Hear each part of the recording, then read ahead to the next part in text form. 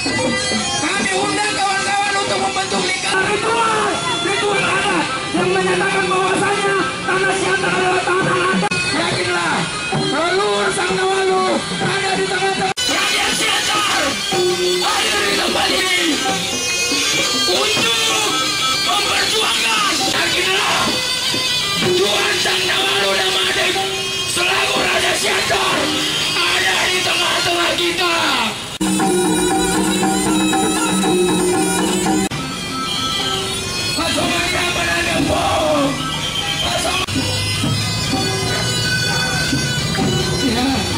Raja Sang Nawalu Damanik hadir di tempat materi yang kumpul.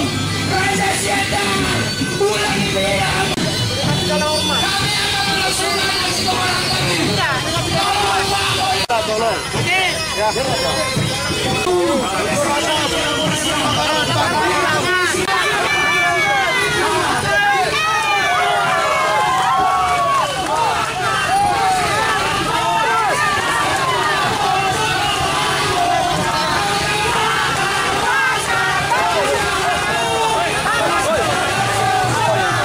Aksi ini adalah aksi untuk mengingatkan dengan tegas kepada pemerintah Kota Pematang Siantar, Hulman Sitorus, yang dimana tanggal 24 April pada saat hari jadi Kota Pematang Siantar, Hulman Sitorus berjanji untuk membangun tugu Raja Sang Nawalu Damanik di tempat ini.